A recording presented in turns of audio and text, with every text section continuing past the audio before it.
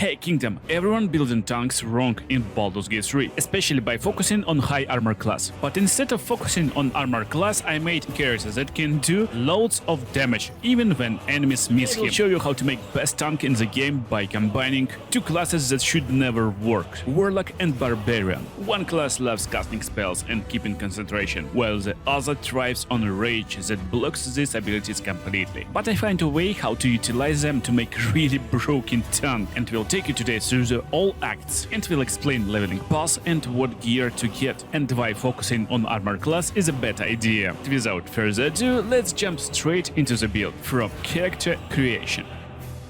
Let's do this. First choice we can make is actually select our race, and as always it completely doesn't matter in Baldur's Gate 3. You can pick any race you like. Strong races will be half orc, Githyanki, even halfling will work. But I like wood and half-elf for additional movement speed, especially considering we will utilize melee weapons, so being able to close distance to our targets is really important stuff. Another important stuff is level 1 class selection, and we're starting as barbarian. This build will start to work as soon as you hit level 4, so pretty early in the game, and if you wish you can play warlock until then. But anyway, you want to respec into barbarian from level 1 after level 4 to get saving throws in strength and constitution. So only thing we need to pick as barbarian from level 1 is our ability distribution. And we totally dump in strength, getting 14 dexterity, 16 constitution for pretty good armor class in initiative, a little bit of wisdom for saving throws, and we focusing on our charisma by maxing it out. And also barbarian comes with proficiency in medium armor. That's armor we will be using. But anyway, character is ready, and let's jump straight into the game. If you completely copied my build, don't use your axe on tutorial level. Instead, use crossbow and you will easily get out of the ship.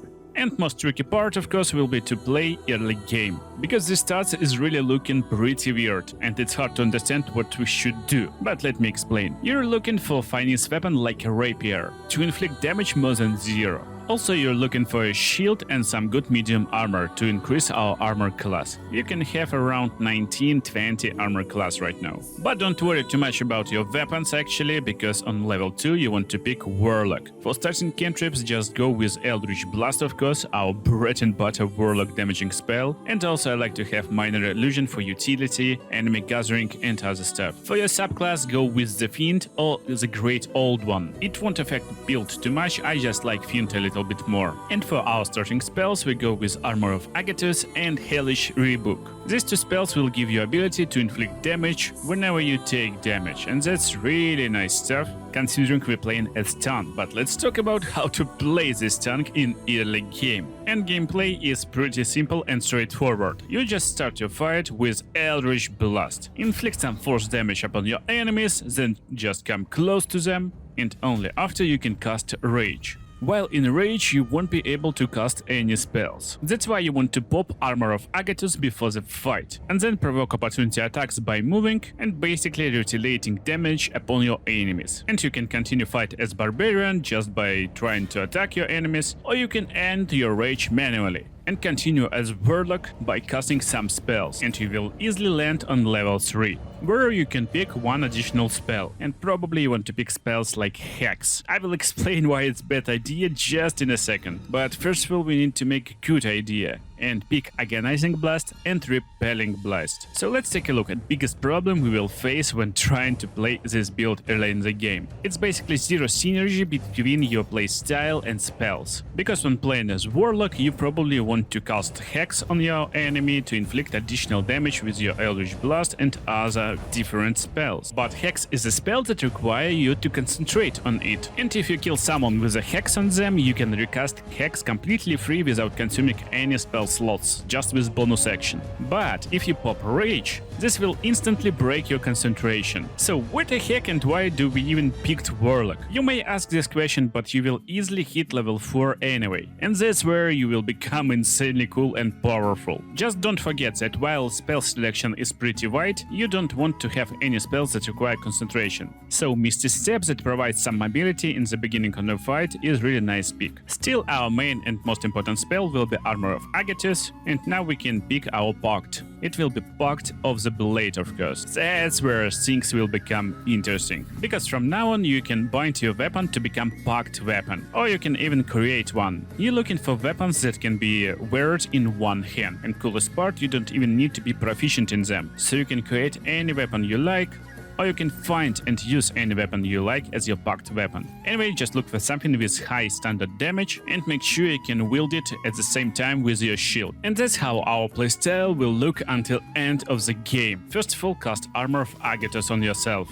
And then just get ready and go straight into the fight, where just pop your rage and go and basically fight your enemies. Go hammer them and bonk with your hammer or whatever in your hands. Now we get a nice chance to hit with our packed weapon, so you can definitely use it as your main weapon, but that's not our main playstyle. Actually, you want to use and utilize all your spells. But Spot, how can I use spells when I can't cast spells while in a rage? What if I tell you there's actually one spell that you can cast even while raging? To make it work, you just need to run around and provoke opportunity attacks. And look, now we can cast Hellish Rebuke. That's actually pretty crazy, because we're able not only to inflict damage with our hammer, but also chill our enemy by provoking opportunity attacks with Armor of Agathos, and then fry him with Hellish Rebuke. Coolest part that you will always inflict maximum damage with Armor of Agathos, even when you have only one additional health left. And right now it will be 10 damage, while Hellish Rebuke can do up to 30 damage. So you already can do around 40 damage without even making a hit. And we are just hit level 4. It will become a lot more broken, so let me explain how to level further. On next level you want to pick Barbarian to unlock a Reckless Attack. So now we can hit targets more often, because we will have advantage on attack rolls if needed. And now we're hitting level 6. That's the level you will face most brutal bosses in Act 1.5, how I call it. Basically Githyanki Crochet or Grimforge. And we will come to them extremely powerful at this stage. You want to pick your subclass. It will be Wild Heart Barbarian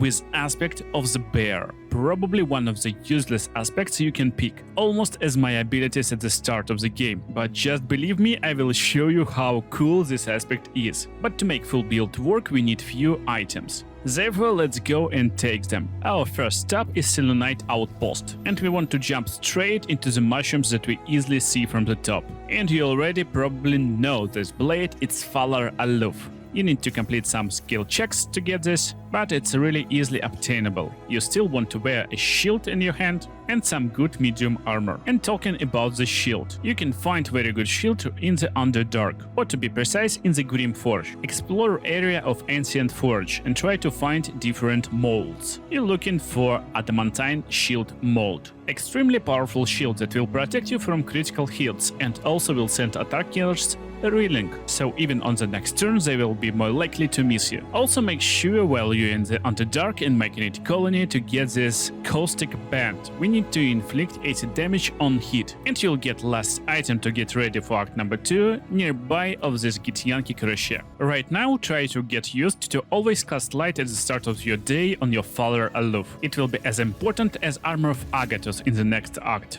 And for now you still will be kinda classic tank that can stand in the front of your enemies, and enemies will always miss attacks because you got pretty high armor class. We inflict damage by casting Falar Aloof at the start of the fight and making sure to rage. And this bear aspect rage is the key to be insanely tanky.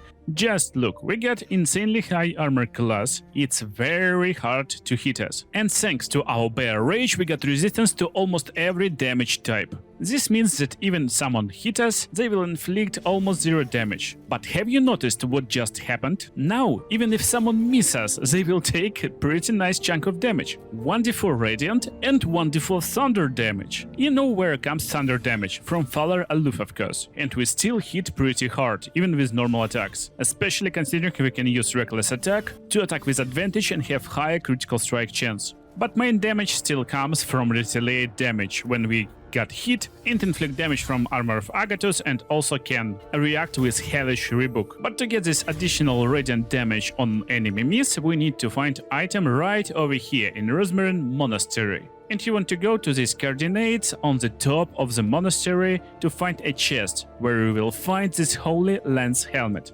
This helmet will possibly inflict this radiant damage on enemy miss. And radiant damage is very good in act number 2 where we're going right now. And I got pretty good news for you. We will finish this build right over here in Act number 2. All items is almost in our hands. But before I will explain all secret items you need to get here, let's finish leveling in this act. And right now we want to continue by picking 2 more levels in Warlock. It doesn't matter what cantrip you will pick. And also it doesn't matter what spell you will pick, but I like to pick Darkness for some different tricky situations. And our feat of choice is just basic ability point improvement in Charisma. On the next level, by picking Warlock level 5, you will unlock Devil's Sight Eldritch Invocation in case you want to use Darkness a lot. Darkness is concentration spell, so most of the time you will never use it in a fight, but you can use it a lot outside of the fight to steal some items from traders or for some other stuff. Therefore, another spell to consider as Warlock is something like Remove Curse, that you can use outside of the fight like utility spells. And before I will show you which gear you want to have in this act, let me show you how this gear will perform.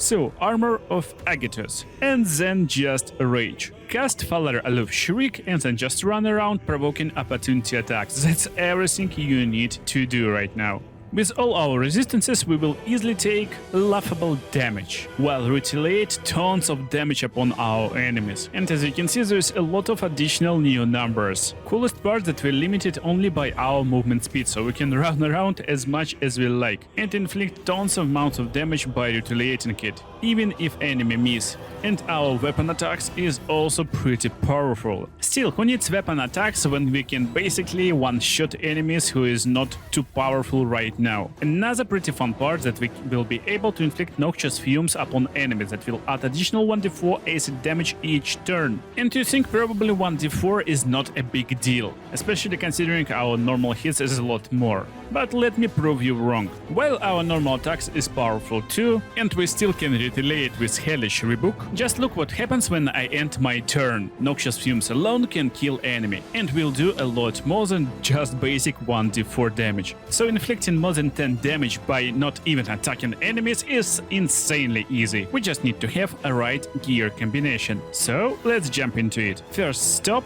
is Winning Moon Tavern. Somehow deal with bartender and go to the door right behind him. If you deal with him, you will have a key for this door, otherwise you can just lockpick it. And in this room you're looking for the chest right behind you. In this chest there is gloves, Ichorus gloves, that inflict noxious fumes that kills our enemies when we deal acid damage. And we deal acid damage with our weapon thanks to this ring that we got in Myconid Colony in Act 1. But we can't rely on our attacks a lot. That's why nearby this tavern there's another building, the House of Healing. That's what you're looking for, but not exactly House of Healing. Right behind this House of Healing there's House of Healing Morgue. That's where you want to go. And you will find Flesh Melter Cloak over there that will do additional acid damage whenever you get hit. Also, you will find Kalos Glow Ring in the Temple of Shar. With the light on our weapon, enemies will be illuminated, and it will do additional 2 damage to each eliminated creature. These items will finish our build, and now it's time to finish our build by picking correct levels.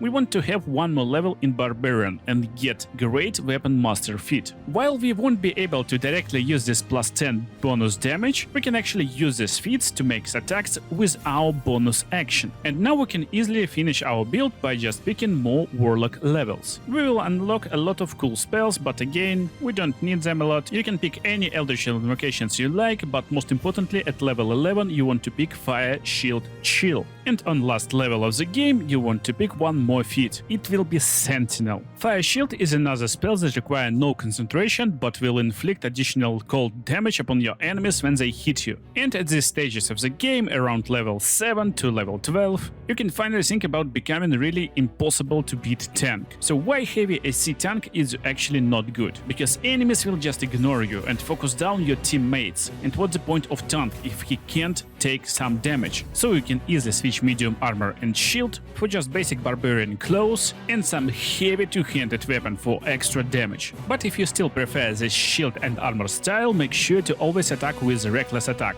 It will increase chances of you to land a critical hit, so you can use your bonus action to deal one more attack with your bonus action. Also, enemies will have advantage when trying to attack us, but even if they miss, they will still take damage, you already know it. But now, if they ignore us and try to attack our teammates, we can react with Sentinel. So we got loads of extra layers to inflict damage in any situations. When enemy miss us, when they hit us, or even if they try to hit our teammates. In the end, we got a really cool creative tank build, and if you enjoyed it, you probably will enjoy other cool builds for your party on the screen right now. Make sure to watch them, but don't forget to drop a like first, and see you in the next video.